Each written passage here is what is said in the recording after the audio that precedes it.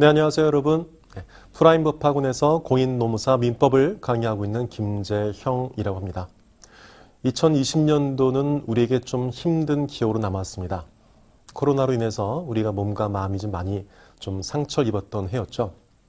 하지만 또 그 덕에 일상이란 것이 또 얼마큼 소중하고 고마운 일인가를 깨닫게 되었던 해이기도 했습니다.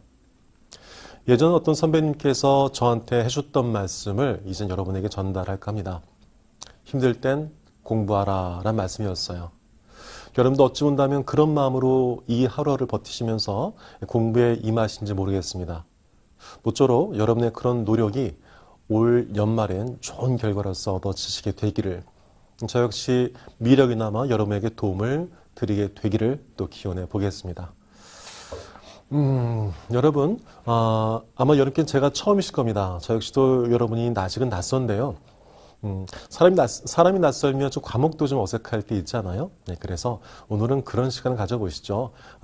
여러분 입장에서는 도대체 제가 어떤 사람인지, 그리고는 어떻게 강의를 해갈지에 대해서 쭉 한 번쯤 편한 마음으로서 얘기를 들은 시간, 네, 그런 시간이 되어 좋겠습니다. 전 대학교를 졸업하고요. 네, 여기는 다 적지 못했습니다만 신림동에서 사법시험을 준비를 했었습니다. 결과가 좋지 못해서 제가 여러분에게 글쎄 말씀드리기 좀 민망합니다만, 하지만 전 그 덕에 법 공부를 어떻게 하면 될지, 그리고 수험을 어떻게 임하면 될지에 대해서 지식과 경험을 좀 체득할 수가 있었던 것 같아요. 참 부족합니다만 전 공부를 좀 좋아했던 것 같습니다. 네, 근데 제가 간과했던 게 공부와 수험은 다르다는 것, 이걸 놓쳤던 것 같습니다.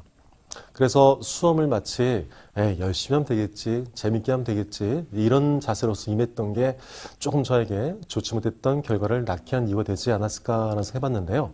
거꾸로 여러분에게는 그런 경험을 통해서 얻어진 저의 그 노하우들을 좀 알려드려서 여러분께서 그런 시행착오를 하지 않을 수 있도록 좀 도와드려 보겠습니다. 졸업하고 나서 저는 다양한 곳에서 민법을 강의하고 했고 책을 썼었습니다. 네. 그러면서 제가 그 배웠던 그 노하우들을 알려드렸는데요. 그래서 많은 분께서 그 덕분에 좋은 결과를 얻게 되었다는 말씀을 좀 종종 들었습니다. 그 이유는 여러분, 제가 민법이라는 단순하게 지식을 전달하지 않고요.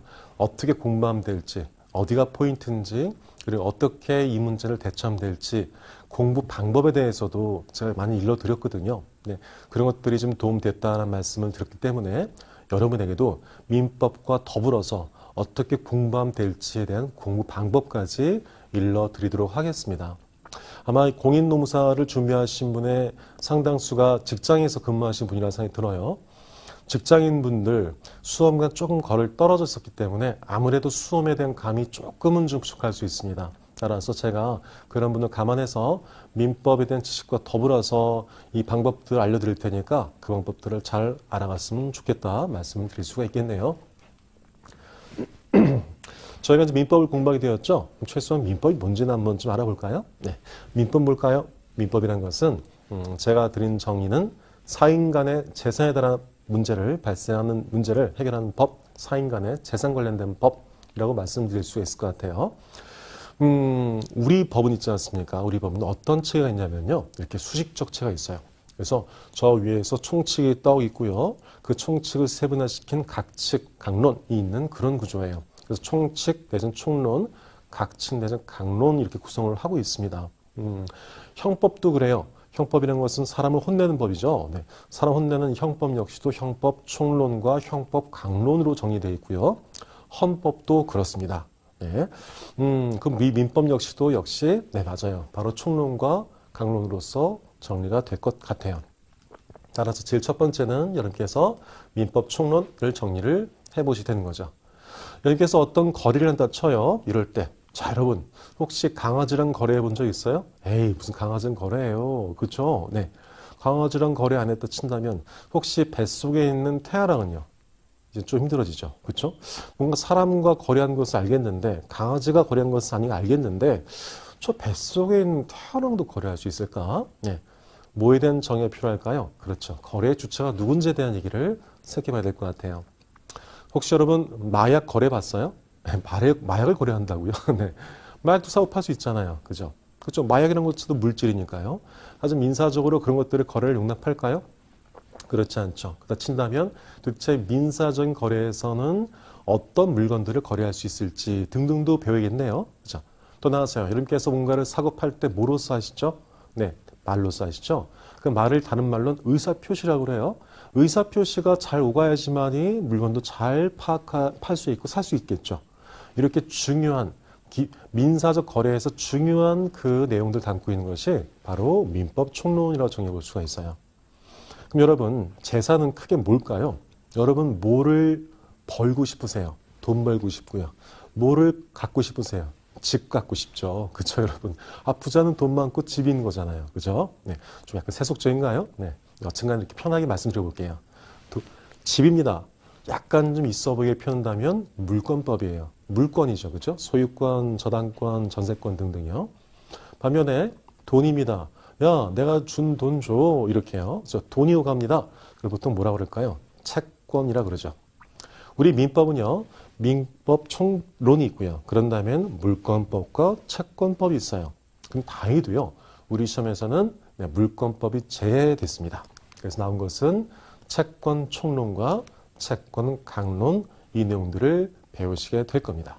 따라서 우리 시험 범위는 전체 민법 중에서 민법 총론, 그렇죠? 제일 대장이겠죠. 제일 위에서 자 어떤 원리 원칙들을 주고 있습니다. 그렇죠? 민법 총론 밑에서 그 중에 하나인 채권법 파트 여기를 정리를 해볼 겁니다. 이 채권 강론은요. 크게 나눠볼 수 있는데요.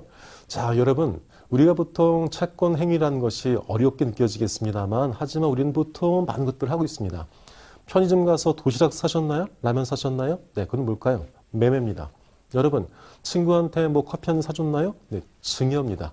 여러분, 무언가를 만들어준 적 있나요? 도급입니다. 여러분, 누구를 위해서 물건을 사다 준 적 있나요? 위임입니다. 우리가 그 용어를 몰랐을 뿐인 거지 우리는 많은 법률적 행위를 하고 있어요. 그걸 보통 뭐라고 그래요? 네, 계약이라 하죠. 그러다 보니까 채권 강론은 바로 계약을 배우는 거예요. 그래서 채권 강론 쪽에서는 특히 계약에 대해서 다시 한 번쯤 정리를 하고 나서 세부적인 계약 각층 내용들을 다룹니다. 그래서 채권 강론은 크게 계약 총론과 계약 강론으로서 정리가 될 수 있습니다. 여러분 참고로요. 제가 여러분에게 이 OT 영상 말고 민법에 대한 개론적인 그런 특강들을 좀 해드릴 거예요. 따라서 여러분께서 OT 영상 보시고 혹시 제 방향성이라든지 글쎄 김재영 한번 믿을만 하겠는데 드신다면 한번 민법 관련된 제 특강도 곁들여서 보시면 좋을 것 같아요. 네. 자, 민법에 대한 학습에 대한 얘기를 해보겠습니다. 자, 아까 말씀드렸었죠.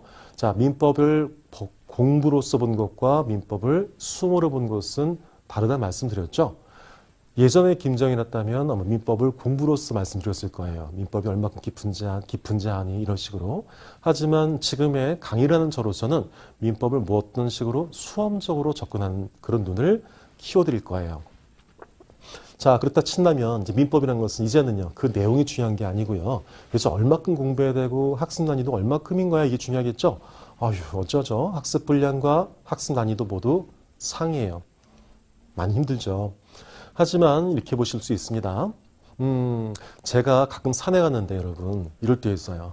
산에 오를 때 도저히 못 올라가겠다고 생각 들 때가 있어요. 아, 정상 가고 싶은데 너무 힘든데 그런데 그럴 때마다 조금 연세가 드신 어르신께서 이렇게 내려온 걸 볼 때가 있어요. 분명히 정상을 찍고 오는 거예요.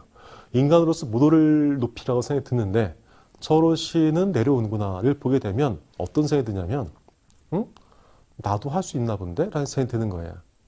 마찬가지예요. 여러분께서 민법책을 보게 되면 이걸 내가 할 수 있을까? 라는 생각이 들 거예요.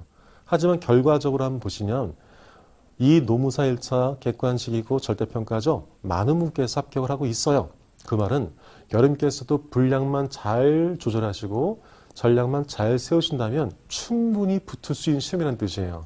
그런데 그건 역으로 생각하신다면 조금 잘못된 방향으로 공부가 흘러가면 이 민법을 옛날에 저처럼 공부로 들어가면 힘들어지시는 거예요.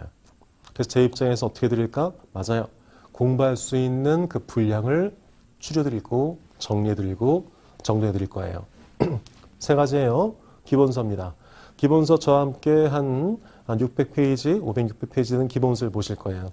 하지만 공부가 끝나면 그 500, 600페이지 된 그 책의 내용이 절반도 안 되게 줄여져 있을 거예요. 그게 무슨 과정이죠? 단권화 작업이에요. 그 단권화의 기본은 뭘까요? 바로 기출문제예요. 그렇죠?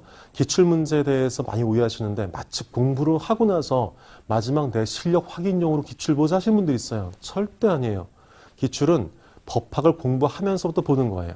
더 나아가서 기출문제는 여러분 정확히 보자면 푸는 게 아닐 수 있어요.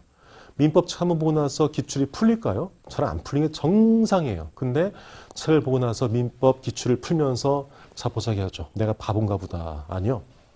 그건 원래가 그런 거예요. 민법은 한 번 보고 나서 답이 떡떡 떨어지지 않아요. 기출 문제를 풀지 않고 뭘 하자는 뜻입니까? 기출 문제는 문제를 푸는 게 아니고 실력이 미진한 우리한테는 문제를 푸는 게 아니고 문제를 읽는 거예요. 읽어서 이래도 괜찮아요. 답을 다 체크하세요. 답을 다 체크하라고요? 네, 답을 다 체크하세요. 답을 다 체크해서 시간 없으신 분께서는 그 체크된 것들을 기본서에 찾아가시면 돼요. 그래서 책을 뭘 만드시면 돼요? 단권을 만드는 거예요. 따라서 핵심은 기출을 풀고 실전을 푸는 게 아니고요. 이걸 통해서 기본서에서 정말 중요한 게가 어딘지를 체크하시고 그 부분만 시험 전날 달달달 보시고 들어가시는 거예요. 실전 문제까지 보실 수 있으면 좋겠습니다만 굳이 안 그래도 괜찮아요. 기본서랑 기출만 보더라도 여러분 충분히 원하신 점수 얻을 수 있어요. 만들어 드릴 거고요, 여러분. 오케이? 그러기 위해서 여러분께서 이렇게 하셔야 돼요. 첫 번째 1회도군요. 30일 걸리는 거예요. 저랑 예상된 퀘스찬 한 20회 여차 될 것 같아요. 20회인데 아무래도 여러분 주말도 있으시고 등등하기 때문에 한 달은 꼬박 여러분께서 민법을 좀 보실 거예요. 여러분께서 이렇게 하세요. 하루를 세 등분 나누세요. 오전, 오후, 저녁 이런 식으로 해요. 따라서 오전엔 강의를 들으시는 거죠. 오후에는요. 여러분 스스로 공부를 하셔야겠죠. 그렇죠? 그 다음엔 저녁도 민법 공부하시겠죠. 근데 이렇게 정리하신 거예요. 만약에 있지 않습니까? 만약에 오늘 저랑 같이 강의를 들으셔야 할 파트가 100페이지에서 130페이지야. 알았죠? 100에서 130페이지야. 그럼 이렇게 하시는 거예요. 그 전날 저녁에 100에서 130을 보시는 거예요. 이해되셨습니까? 그러니까 강의를 어떤 식으로 복습용으로 보시면 좋아요. 전날 100에서 130 보시고 그날 아침에 강의를 들으시고요. 해당 파트를. 그 다음엔 점심 드시고는 그 강의의 내용을 복습하시고요. 저녁엔 맞아요. 다음날 강의를 예습하시는 거예요. 이해되셨나요? 자, 이렇게 하면 어떤 교육적 효과가 있냐면 이렇게 연세가 되죠. 하루에 한 단씩 끊긴 것이 아니고요. 자, 오늘도 내일 것 조금, 내일도 오늘 했던 거 연결돼요. 이런 식으로요. 공부는 여러분 이렇게 하시는 거예요. 민법만이 아니고요. 이렇게 하셔야지 뇌가 그 공부를 끊기지 않고 이어갈 수가 있어요. 우리 뇌는 여러분 있지 않습니까? 잠을 자잖아요. 잠이라는 게 참 독특한 역할을 해요. 잠은 여러분 세팅 다시 우리 머리를 말끔히 치워주는 역할을 해요. 물론 모든 기억이 다 지워지는 않죠. 하지만 여러분 전날 기억과 오늘 기억은 좀 달라요. 예컨대 오늘 아침과 오늘 밤의 기억과 시간이 상당히 길죠. 그건 기억한 것과 오늘 밤과 내일 아침 6시간밖에 차이 나죠. 이때 기억한 정도가 달라요. 따라서 어떤 역할을 해줘야 돼요? 전날에 있었던 거를 오늘 각성을 시켜야지 기억이 오래가는 거예요. 이해되셨죠? 따라서 다시 한번 정리해요. 자, 오늘 공부할 게 100에서 130이면 그 공부는 언제 하는 거야? 저녁 때 예습을 하시는 거야. 오늘 아침에 수업 들으면서 자연스럽게 복습이 되는 거야. 그 다음에 오후에는 여러분께서 예습과 강의를 통해서 미진했거나 아니면 여러분께서 강조할 것들을 다시 복습하시는 거야. 그런 다음에 저녁에는 다음날 아침 거를 예습하시는 거야. 오케이? 이렇게 정리를 하세요. 그런 다음에는 기출을 보시는 거예요, 여러분. 알았죠? 기본서를 보시고 한 번 보 기출을 네, 이제 아셨어요, 여러분. 기출은 문제를 풀려보는 것이 아니고 이 기출을 통해서 기본서에서 어디가 중요한지를 체크한 용도가 되는 거예요. 이제 아셨나요? 보통 기본서를 보고 기출을 이때 봐요? 아니죠. 이쯤 가서 보죠. 아닌 거예요. 기출은 빠르면 빠를수록 좋은 거예요. 근데 그 기출을 풀려고 한힘 들었던 거죠. 풀려고 하는 것이 아니고 읽고 내용들을 정리하는 용도로서 보시면 돼요. 며칠 걸릴까요? 한 15일 걸리실 거야. 이때 기출만 푸는 게 아닌 거죠. 기출 보면서 자연스럽게 교과서가 복습된 거죠. 2회독이에요. 세 번째 3회독입니다. 며칠이에요? 7일이죠. 반씩 팍팍 줄어요. 여러분, 이게 가능할까요? 가능해요. 왜 그럴까? 전체 몇백 페이지 책이 1회독 할 때마다 보아야 될 분량이 팍팍 줄기 때문에 그래요. 3회 때였죠. 사회독은요, 4일 주시는 거예요. 그 다음에는 보세요. 5회독 때 여유가 되신다면 이때 실전 문제를 보시는 거예요. 실전 문제라는 것은 사건 문제라든지 등등 기타 유사 시험에서 봤던 민법 시험 문제죠. 혹시 난 이 시간이 없다. 이걸 빼시면 돼요. 이 실전 3일 동안을 거꾸로 민법 회독수를 높이시는데 쓰시면 되죠. 그 다음에는 2일, 1일 이렇게 정리하신 거죠. 어줍지 않지만 저는 여러분 이 수험 전문가로서 여러분께 인사를 드리고 있어요. 수험 전문가는 뭘 하는 사람인 줄 아세요? 이렇게 정리를 해볼게요. 여러분 집을 한번 져보실까? 머릿속에서 집을 한번 그려보세요. 아파트를 보통 그리지 않으시더라고. 보통 그렇죠. 지붕 있는 집들 그리시잖아요. 그렇죠. 대부분 그러셨을 것 같은데. 여쭤보겠습니다. 여러분 집 그리셨죠? 제가 뭐부터 그렸는지 맞춰볼까요? 대부분이 지붕부터 그리셨을 거예요. 그렇죠? 지붕부터 그리고 벽 그리고 창문 그리고 하셨을 거예요. 맞죠?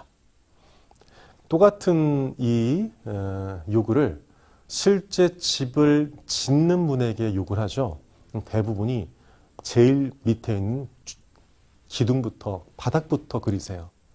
집을 짓는 사람은 그냥 습관적으로 바닥에다가 벽을 올려요. 그림이 우리랑 역순이죠. 이게 어떤 사람일까? 바로 실제 경험한 사람이에요. 여러분, 실제 경험한 사람은 여러분 크게 두 가지를 할 수가 있어요. 첫 번째, 뭘 할 수 있을까? 어떤 것을 추상적으로 보지 않고 전체적 구조를 잡고 들어갈 수가 있어요. 추상적으로 집 그리지 않고 실제 저 지붕이 되려면 벽을 몇 센치 두께를 해야 될지를 알 수 있는 사람이 바로 전문가예요. 두 번째 뭘까? 몇 월 며칠까지 집을 지으려면 내가 역순으로 지금 뭘 하면 될지를 아는 사람이 전문가예요. 저는 수험의 전문가로서 이렇게 인사드리고 있죠. 그럼 저는 뭘 할 수 있는 사람일까? 시험 전날 민법에 뭐를 보면 될지를 아는 사람인 거예요. 바로 그 사람이 1일 때, 7회독 때 1일, 이때 뭘 할지를 제가 알려드릴 거잖아요. 그럼 이때 알아가려면 이때 뭘 해야 될지, 역순 뭘 해야 되고 기본서 1회독 때 뭐를 가르쳐줘야 될지를 아는 사람인 거죠. 약속드릴게요. 단순히 어떤 내용들을 전단만 쭉 전달드리고 외우세요. 내지는 이런 것들이요. 강의한 입장에서 여러분 제일 두려운 게 뭔지 아세요? 내가 찍지 않은 곳에서 문제가 나온 거예요. 그럼 어떻게 하는 줄 아세요? 양을 넓히는 거예요. 강산 면피할 수 있죠. 왜? 내가 찍은 거 다 나왔어. 전 그렇게 하지 않을 거예요. 제가 조금은 잘못 찍어서 조금은 좀 여기 뭘 좀 지언정 정말로 중요하다는 것에 방점을 찍어서 알려드릴 거예요. 100점 맞을 수 없겠죠. 하지만 여쭤보죠. 100점 맞으려고 이 강의 듣고 있는 것 아니시잖아요. 알았죠? 네, 그래서 자, 제 책에서 다 나왔습니다. 제 강의 다 나왔습니다. 이런 식의 강의하지 않고 실제로 여러분께서 맞을 만큼 점수를 충분히 맞을 수 있을 만큼의 내용으로서 줄여서 강의를 해드려 볼 거예요. 자, 민법이 아까 말씀드린 대로 민법 총론, 채권 총론, 그 다음에는 계약 총론, 계약 강론, 요거 채권 강론이죠. 네. 이 25개 어떻게 나온지를 분석해 보게 되면 잡아요. 민법 총론은 몇 문제? 12문제고요. 채권법에서는 총론과 강론 더해서 한 13문제 정도가 이 정도 비율로 출제가 되고 있어요. 근데 난이도로 보자면 여러분께서 보시면 이렇게 나오는데요. 그나마 좀 편한 것이 민법 총론 쪽이에요. 왜 민법 총론 쪽은 조금 정형화됐다고 될까요? 이래요. 그러기도 하고 아무래도요.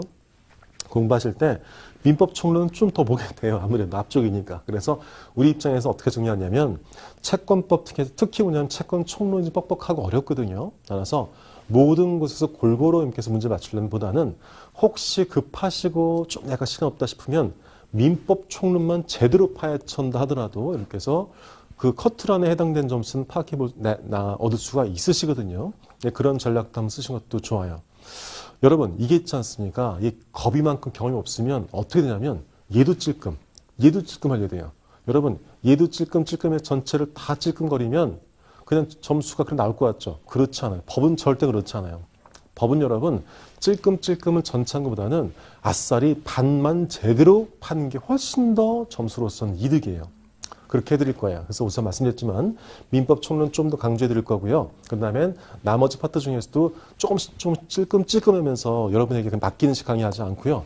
여러분 여기는 우리가 리스크 걸자 포기하고 요거 한번 우리가 열심히 해보자 이런 식으로 제가 길을 좀 내드려 볼게요. 여튼간에 느낌 보니까 민법 총론과 채권이 거의 얼추 비슷하게 나오더라. 그러면서 채권 총론과 결론도 거의 비슷하게 나오더라. 따라서 한 파트, 한 파트, 한 파트, 세 파트죠. 12개고 채권이 13문제인데 그중에 채권 총론이 7, 8개, 계약 총론과 계약 낭론이 8, 7개. 전체가 13개 나오는 문제다라고 정리해 볼 수 있겠네요. 자, 최근에 출제 경향인데요. 우선은 이 공인노무사에서 나온 민법은요, 여러분, 처음이 힘드셔 보이겠습니다만, 제 입장에서 보게 되면 비슷한 판례와 출제되었던 조문들이 반복된 성향을 보이고 있어요. 몇 퍼센트죠? 60%예요. 그럼 뭐래 무슨 말이냐면, 기출문제 10년 치면 달달달 외우더라도 최소한 50점, 60점 만다는 뜻이에요, 여러분. 근데 왜 이게 힘들까? 외울래도 민법의 스토리를 모르면 외우지가 않게 되는 거죠. 따라 제 입장에서는 민법이란 강의를 통해서 이 빈출되는 내용들을 이해하기 쉽게 도와드리는 것이 제 역할일 수가 있겠네요. 최근 7년 동안 제가 봤을 때요, 그 출제 패턴이라든지 문제 구성 등등 거의 비슷하다 볼 수 있어요. 그 말은, 다행이다. 아직까지 민법에서 정말로 획기적인 변화는 나올 것 같지는 않구나. 따라서 그동안 해왔던 방법 그대로 가져가도 괜찮다 말씀드릴 수 있겠네요. 그런데, 최근 3년 내용을 보게 되면 특히 작년 같은 경우 민법이 좀 어려워졌죠. 그 이유는 뭐냐면 예전 같은 경우는 여러분 좀 단순한 문제라고 할까요? 네, 그 단답형 문제가 좀 종종 출제되었었어요. 근데 그런 문제는 준 반면에 선택지 길을 늘리고 뭐가 들었냐면 사례형 문제가 들었어요. 사례형 문제는 뭐냐면 자, 갑을병 등장하고 사람들이 막 어떤 복잡한 법리를 가지고 어떤 행위를 하는 거예요. 그걸 내가 바라보면서 이게 이들이 뭘 한 걸까? 이 판단해 보셔야 돼요. 이것은 로스쿨 변호사 시험 본 친구들도 어려운 문제들이거든요. 그런 문제가 슬슬 출제 비용이 높아지고 있어요. 그런 이유로 민법 난이도가 높아지고 있죠. 걱정하지 마세요. 민법 난이도 높아졌으니까 여러분 겁내세요. 학원 수업 들으세요. 이 말씀 드린 게 아니에요. 그렇기 때문에 거꾸로 걱정할 필요 없는 건 이거는 상대평가인 거예요. 무슨 말이냐면 상대평가? 친구들하고 어차피 겨룬 거잖아요. 그렇죠? 친구들. 물론 친구들 결과적으로는 1차는 절대적 점수를 넘기면 되는 게임이겠습니다만 제 말은 뭐냐면 민법 난이도 높아졌으니까 나만 힘들어. 아니죠. 어차피 다들 힘든 거예요. 따라서 이럴수록 전략만 잘 잡으시면 우리가 충분히 좋은 결과를 얻어낼 수도 있어요. 그 다음에 보시면 목표를 잡을까요? 뭘 하든가 목표를 잡으셔야죠. 여러분 아시겠습니다만 민법은 1차 과목이고요. 1차 과목은 40점 이상을 맞아야 되고요. 꽈락을 맞으면 안 되죠. 5개 과목 평균이 60을 넘어야 돼요. 따라서 보시게 되면 40점, 60점 하니까 약간은 좀 직관적이지 않죠. 25개 문제 중에서 10문제를 바꾸면 맞아야지만 기본적으로는 꽈락이 아니고요. 15개 이상 맞아야지만이 평균인 60점에 해당되는 점수를 받을 수가 있죠. 엄듯 봤을 땐 여러분 아니 25개에서 15개 이 정도는 할 수 있지 않을까 싶죠. 남께서 아마 보시면 알겠습니다만 꽈락률도 제일 많이 나온 게 바로 민법이란 과목입니다. 여러분 만만치가 않아요. 그러니까 일정량 반열에 오를 때까지는 점수가 이 계단식으로 튀어요. 여러분 무슨 말이냐면 쭉 한다고 오는 것이 아니고 쭉 고정적에다가 한 번 튀고 쭉 고정 한 번 튀고 최소한 몇 달 정도 해주셔야지만 점수가 튀어요. 이렇게 올라가요. 그때까지는 여러분께서 열심히 하시면 정말 꽈락 맞기 좋은 시험이죠. 여기에 대해서 아까 말씀드렸지만 수업 목표는 22개예요. 무슨 말이냐? 제 수업을 들으시고 기출문제를 모두 다 풀었다 이상한 거예요. 왜? 저는 25개 중에서 22개 정도를 맞출 수 있는 걸 포커스해서 강의해 드릴 거예요. 그 말은 무슨 말일까? 어려운 것들은 뭐 할 거다? 제껴 할 거예요. 그게 훨씬 더 수험적으로 도움되는 거예요. 다시 말씀드렸지만 공부를 좋아하는 사람들은 100점 맞으려 하죠. 절대 그럴 필요 없어요. 그럴수록 어떤 게 문제냐면 민법의 문제가 아니고요. 다른 과목을 공부할 수 있는 시간을 놓쳐버리는 거예요. 특히 민법이라는 것은 상당히 방대하고 정치한, 정밀하고 치밀한 과목이라서 한 번 손을 제대로 댔다가는 너무 시간이 많이 걸려요. 따라서 처음에 재단해 놓지 않으면 안 되는 민법이기도 해요. 여튼간에 몇 개, 25개 중에서 22개 정도 맞을 수 있는 그런 부분만 제 강의를 해드릴 거예요. 따라서 강의를 하면서 어떻게 해요? 이렇게 해드릴 거예요. 이 부분은 지우세요. 보지 마세요. 이렇게 해드릴 거란 뜻이에요. 여러분, 물론 그렇게 한 것 중에서도 나온 게 있겠습니다만 걱정하지 마세요. 제가 보지 않은 곳에서 정말 한 15개 나와서 다 꽈락 나왔다. 절대 없을 거예요. 알았죠? 따라서 우리 공부량을 확 줄여서 한 번쯤 공부해 봅시다. 하지만 여러분 이거예요. 모두 22개 맞을까? 아니죠.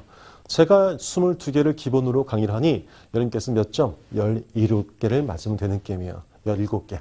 17개 맞으면 대략적 60.5번, 65점이죠? 충분해요, 여러분. 충분해요. 합격에 충분한 점수예요.